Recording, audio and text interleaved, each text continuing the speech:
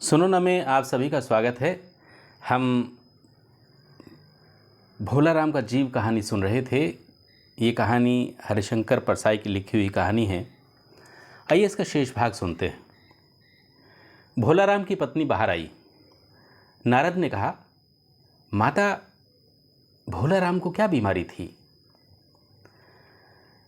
क्या बताऊं, गरीबी ही बीमारी थी। 5 साल हो गए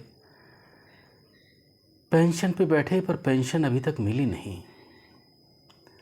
हर 10-15 दिन में एक दरख्वास्त देते थे, पर वहाँ से या तो जवाब नहीं आता, और आता तो यही कि तुम्हारी पेंशन के मामले पे विचार हो रहा है। इन 5 सालों में मेरे सब गहने बेच के हम सब लोग खा गए। फिर बर्तन बिके, अब कुछ नहीं बचा था। फाके पड़ने लगे थे। चिंता में घुलते घुलते, भूखे मरते मरते उन्होंने दम तोड़ दिया। नारद ने कहा, क्या करोगी माँ, उतनी ही उम्र थी उनकी। ऐसा तो मत कहो महाराज, उम्र तो बहुत थी। 50-60 रुपया महीना पेंशन मिलती तो कुछ और काम करके कहीं गुजारा हो जाता, पर क्या करें। 5 साल नौकरी से बैठे हो गए और अभी तक एक कौड़ी नहीं मिली। दुख की कथा सुनने की फुर्सत नारद को भला कहाँ थी। वो अपने मुद्दे पे आए। माँ, ये तो बताओ कि यहाँ किसी से क्या उनका कोई विशेष प्रेम था जिसमें उनका जी लगा हो? पत्नी बोली, लगाव तो महाराज बाल बच्चों से ही होता है। नहीं नहीं, परिवार के बाहर भी हो सकता है। मेरा मतलब किसी स्त्री ने गुर्रा के नारद की ओर देखा। बोली, बको मत महाराज, तुम साधु हो, कोई लुच्चे लफंगे नहीं हो। जिंदगी भर उन्होंने किसी दूसरी स्त्री को आंख उठा के भी नहीं देखा। नारद हंस के बोले, हाँ, तुम्हारा ये सोचना ठीक ही है। यही भ्रम हर अच्छी गृहस्थी का आधार है। अच्छा माता, मैं चला। स्त्री ने कहा, महाराज, आप तो साधु हैं, सिद्ध पुरुष हैं, कुछ ऐसा नहीं कर सकते कि उनकी रुकी हुई पेंशन मिल जाए? इन बच्चों का पेट कुछ दिन भर जाएगा। नारद को दया आ गई थी। वो कहने लगे, साधुओं की बात कौन मानता है? मेरा यहाँ कोई मठ भी तो नहीं है, फिर भी मैं सरकारी दफ्तर में जाके कोशिश करूँगा। वहाँ से चल के नारद सरकारी दफ्तर में पहुँचे। वहाँ पहले ही कमरे में बैठे बाबू से उन्होंने भोला राम के केस के बारे में बातें की।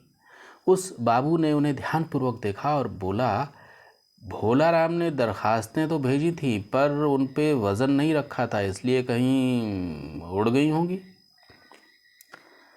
नारद ने कहा, भाई, ये बहुत से पेपर वेट तो रखे, इन्हें क्यों नहीं रख दिया? बाबू हंसा, आप साधु हैं, आपको दुनियादारी समझ में नहीं आती। दरखास्तें पेपर वेट से नहीं दबती। खैर, आप उस कमरे में बैठे बाबू से मिलिए। नारद उस बाबू के पास गए। उसने तीसरे के पास भेजा, तीसरे ने चौथे के पास भेजा, चौथे ने 5वें के पास। जब नारद 25-30 बाबुओं और अफसरों के पास घूम आए, तब एक चपरासी ने कहा, महाराज, आप क्यों इस झंझट में पड़ गए? अगर आप साल भर भी यहाँ चक्कर लगाते रहें तो भी काम नहीं होने वाला। आप तो सीधे बड़े साहब से मिलिए, उन्हें खुश कर लिया तो समझिए कि काम हो गया। नारद बड़े साहब के कमरे में पहुँचे। बाहर बैठा चपरासी ऊँघ रहा था, इसलिए उन्हें किसी ने रोका छेड़ा नहीं। उन्हें बिना विजिटिंग कार्ड के आया देख साहब बड़े नाराज़ हुए। बोले, इसे कोई मंदिर वंदिर समझ लिया है क्या? धड़धड़ाते चले आए, चिट क्यों नहीं भेजी? नारद ने कहा, कैसे भेजता, चपरासी सो रहा है। क्या काम है? साहब ने रौब से पूछा। नारद ने भोला राम का पेंशन केस बतलाया। साहब बोले, आप हैं वैरागी, दफ्तरों के रीति रिवाज नहीं जानते। असल में भोला राम से गलती हो गई। भाई, ये भी तो एक मंदिर है, यहाँ भी दान पुण्य करना पड़ता है, भेंट चढ़ानी पड़ती है। आप भोला राम के आत्मीय मालूम होते हैं। भोला राम की दरखास्तें उड़ रही हैं, उन पे वज़न रखिए। नारद ने सोचा कि फिर यहाँ वज़न की समस्या खड़ी हो गई। साहब बोले, भाई सरकारी पैसे का मामला है, पेंशन का केस 20 दफ्तरों में जाता है, देर लग ही जाती है। 20 बार एक ही बात को 20 जगह 20 तरह से लिखना पड़ता है, तब पक्की होती है। जितनी पेंशन मिलती है उतनी कीमत की स्टेशनरी लग जाती है। हाँ, जल्दी भी हो सकती है, मगर साहब थोड़ा रुके। नारद ने कहा, मगर क्या?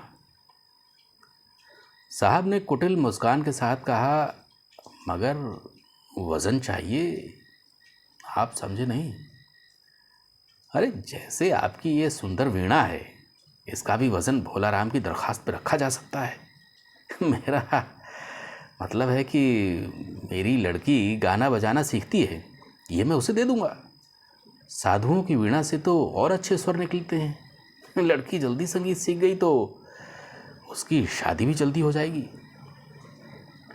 नारद अपनी वीणा छीनते देख जरा घबराए, फिर संभल के उन्होंने वीणा टेबल पर रख के कहा, ये लीजिए, अब ज़रा जल्दी उसकी पेंशन का ऑर्डर निकाल दीजिए।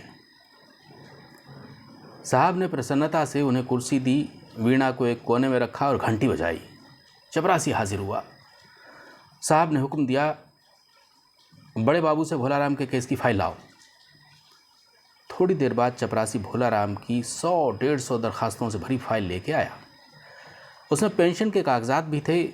साहब ने फाइल पे नाम देखा और निश्चित करने के लिए पूछा, क्या नाम बताया साधु जी आपने?